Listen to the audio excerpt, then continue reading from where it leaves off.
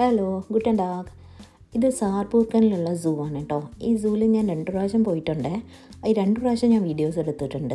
പക്ഷേ 2 വീഡിയോസും 2 separate വീഡിയോസായിട്ടാണ് upload ചെയ്യുന്നത്. കാരണം ഫസ്റ്റ് വീഡിയോ ഞാൻ എടുത്തിട്ടുണ്ടായിരുന്ന പോർട്രേറ്റിലാണ്, സെക്കൻഡ് വീഡിയോ എടുത്തത് ലാൻഡ്സ്കേപ്പിലാണ്. അതുകൊണ്ട് തന്നെ എനിക്ക് 2 വീഡിയോസും കൂടെ മെർജ് ചെയ്ത് ഒറ്റ വീഡിയോ ആയിട്ട് ഇടുന്നത് പോസിബിൾ അല്ല. അതുകൊണ്ട് ഞാൻ സെപ്പറേറ്റ് 2 വീഡിയോസായിട്ടാണ് ഇട്ടിട്ടുള്ളത് കേട്ടോ.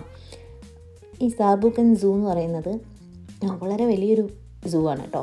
ഒരു 37 ഏക്കറിലുള്ള സൂ ആണ്. നമ്മൾ ഈ ഒരു സൂ കണ്ട് തീർക്കണം എന്നുണ്ടെങ്കിൽ ഏകദേശം ഒരു ഹാഫ് ഡേ വേണ്ടി വരും.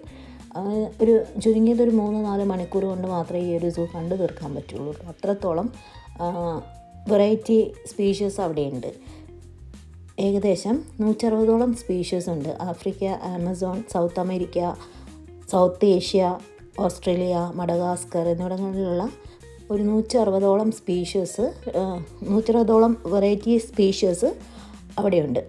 അപ്പോൾ ഇത് നല്ല രസമാട്ടോ, നമുക്ക് അടുത്തുനിന്ന് കാണാനൊക്കെ പറ്റും.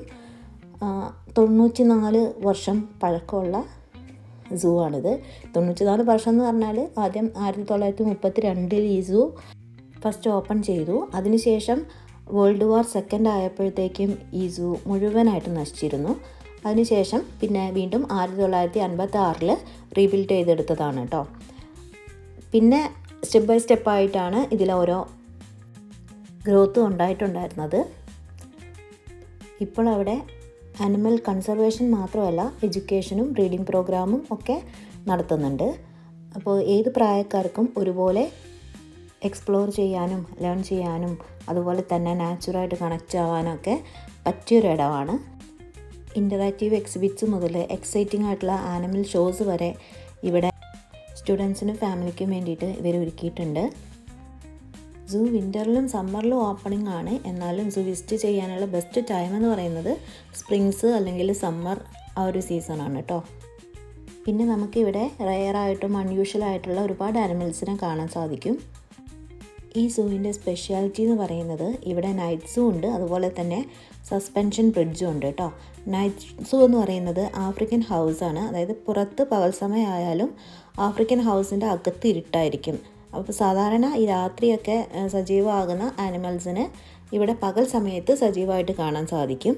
അതായത് മൂങ്ങ, വവ്വാൽ അതുപോലുള്ള രാത്രി ജീവികളുടെ സ്വാഭാവിക രാത്രി പെരുമാറ്റം നമുക്ക് പകൽ സമയത്തും കാണാൻ സാധിക്കും എന്നുള്ളതാണ് ഈ ഒരു സൂവിൻ്റെ ഒരു പ്രത്യേകത. മറ്റൊരു പ്രത്യേകത പറയുന്നത് സസ്പെൻഷൻ ബ്രിഡ്ജാണ്, അതായത് തൂക്കുപാലം. സൂവിലെ ആഫ്രിക്കൻ ഹൗസിനുള്ളിൽ ഉള്ള തൂക്കുപാലാണത്. അപ്പോൾ വിസിറ്റേഴ്സിന് ഈ ബ്രിഡ്ജിലൂടെ നടന്നിട്ട് മൃഗങ്ങളെയൊക്കെ കാണാൻ സാധിക്കും. അതുപോലെ തന്നെ നമുക്ക് കാട്ടിലെ മരച്ചില്ലകളിലൂടെയൊക്കെ നടക്കുന്നത് പോലുള്ളൊരു അനുഭവമാണ് ഉണ്ടായിരിക്കുക. കാട്ടിലെ മരച്ചില്ലകളിലൂടെ നടന്ന് മൃഗങ്ങളെ കാണുന്ന ഒരു അനുഭവമാണ് ഉണ്ടായിരിക്കുക. നമ്മൾ സൂവിലേക്ക് എൻട്രി ചെയ്യുന്ന സമയം മുതൽ തന്നെ നമുക്ക് ആ സൂവിൻ്റെ ഒരു മാപ്പ് അവിടെ പല ഭാഗങ്ങളിലായിട്ട് സ്റ്റാൻഡിലുണ്ടായിരിക്കും. ആ മാപ്പ് നോക്കി നമുക്ക് എവിടെയൊക്കെ ഏതൊക്കെ മൃഗങ്ങളുണ്ടെന്നുള്ളത് കാണാൻ സാധിക്കും. അതുപോലെ തന്നെ നമ്മൾ എൻട്രൻസ് ഫീ എടുക്കുന്ന സമയത്ത് നമുക്കവിടെ എൻട്രൻസ് ഫീ ഉണ്ടായിരിക്കും. അവിടെ എൻട്രൻസ് ഫീ എടുക്കുന്ന സമയത്ത് നമുക്ക് ഈ ഒരു മാപ്പ് കയ്യിൽ കിട്ടും. അത് വെച്ചിട്ട് നമുക്ക് ഏതൊക്കെ മൃഗങ്ങൾ എവിടേക്കാണെന്നുള്ളതൊക്കെ പെട്ടെന്ന് കണ്ടുപിടിക്കാനായിട്ട് സാധിക്കും. അതുപോലെ തന്നെ ഓരോ മൃഗങ്ങളുടെ അടുത്ത് അവരുടെ പേരും ശാസ്ത്രീയ നാമവും അവരെ പറ്റിയുള്ള കംപ്ലീറ്റ് ഡീറ്റെയിൽസ് ഉണ്ടായിരിക്കും. അത് നോക്കിയിട്ട് നമുക്ക് മനസ്സിലാക്കാൻ സാധിക്കും കേട്ടോ. ഓൾറെഡി ഞാൻ ആദ്യം പറഞ്ഞിരുന്നല്ലോ, സ്റ്റുഡൻസിനും ഫാമിലിക്കൊക്കെ ഒരുപോലെ പറ്റുന്നവരാണെന്ന്. അപ്പോൾ അവർക്ക് ഈ ഒരു മൃഗങ്ങളെ പറ്റി പഠിക്കാൻ എഡ്യൂക്കേഷൻ പർപ്പസിന് വേണ്ടിയിട്ടൊക്കെ ഇത് വളരെ ഹെൽപ്ഫുള്ളാണ്. അതുപോലെ തന്നെ നമുക്ക് പേരറിയാത്ത ഒരുപാട് മൃഗങ്ങളുണ്ട്. അപ്പോൾ അതിനെ പറ്റി നമുക്ക് മനസ്സിലാക്കാനൊക്കെ സാധിക്കും. ഇവിടെ നമുക്ക് മൃഗങ്ങളെയൊക്കെ വളരെ അടുത്തുനിന്ന് കാണാൻ പറ്റും കേട്ടോ. അതാണ് ഇവിടുത്തെ മറ്റൊരു പ്രത്യേകത. അതുകൊണ്ട് തന്നെ കുട്ടികൾക്കൊക്കെ വളരെ ഇൻട്രസ്റ്റിംഗ് ആയിരിക്കും. നമ്മളുടെ അടുത്ത് തന്നെ മൃഗങ്ങൾ നമുക്കൊരു ഗ്ലാസിൻ്റെ അകലത്തിലൊക്കെ ആയിട്ടാണ് കാണാൻ സാധിക്കുന്നത്. അപ്പോൾ കുട്ടികൾക്കൊക്കെ വളരെ ഇൻട്രസ്റ്റിംഗ് ആയിട്ടുള്ള കാര്യമായിരിക്കും ഇത്.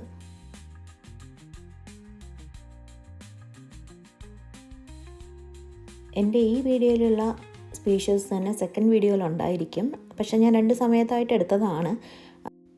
എന്നാൽ ഈ വീഡിയോയിൽ ഇല്ലാത്ത സ്പീഷീസ് മറ്റേ വീഡിയോയിലുള്ളത് കൊണ്ടാണ് ഞാൻ അത് അപ്ലോഡ് ചെയ്യുന്നത്. ആക്ച്വലി ഞാൻ ഈ 2 വീഡിയോസും യൂട്യൂബ് കണ്ടൻറ്റ് വീഡിയോസ് ആക്കി ഇടാനുള്ള ഒരു പർപ്പസിന് വേണ്ടി എടുത്ത വീഡിയോസ് ആയിരുന്നില്ല. പക്ഷേ ഞാൻ ഇങ്ങനെ ഒരു ചാനൽ തുടങ്ങിയതുകൊണ്ട് 2 വീഡിയോസും ഇതിൽ സ്റ്റോർ ചെയ്ത് വെക്കുന്നത് മാത്രമേ ഉള്ളൂ. പൊതുവേ ഈ പക്ഷികളെയും മൃഗങ്ങളെയും ഒക്കെ കാണാൻ ഇഷ്ടപ്പെടുന്നവരാണെന്നുണ്ടെങ്കിൽ റിപ്പീറ്റേഷൻ ബോറടിക്കില്ലല്ലോ. എനിക്കിതുപോലെയുള്ള മൃഗങ്ങളെയും പക്ഷികളെയൊക്കെ കാണാനും അതുപോലെ തന്നെ പെറ്റ്സിനൊക്കെ വളർത്താനും വളരെ ഇഷ്ടമുള്ള ആളാണ്. അതുകൊണ്ട് എനിക്ക് എത്ര മൃഗങ്ങളെയും പക്ഷികളെയും കണ്ടാലും മതി വരില്ല. ഞാൻ റിപ്പീറ്റ് ചെയ്ത് പോയി കാണാൻ പറ്റുമെങ്കിൽ അങ്ങനെ കാണും, അതല്ലെങ്കിൽ ഇതിന് വീഡിയോസ് ആണെങ്കിലും കാണാൻ ഇഷ്ടപ്പെടുന്ന ഒരാളാണ്.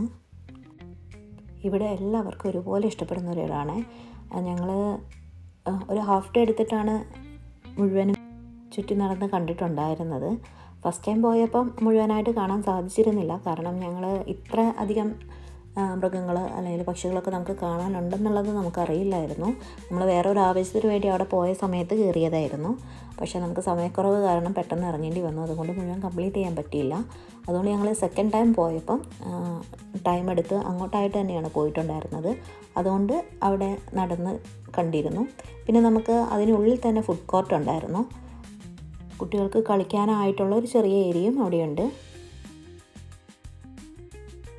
ഈ ഒരു വീഡിയോയിൽ ബേസിക് ഇൻഫർമേഷൻസ് ആയിരുന്നു ഉണ്ടായിരുന്നത്. അടുത്ത വീഡിയോയിൽ ഞാൻ എൻ്റെ എക്സ്പീരിയൻസ് ഷെയർ ചെയ്യാം. Cheers!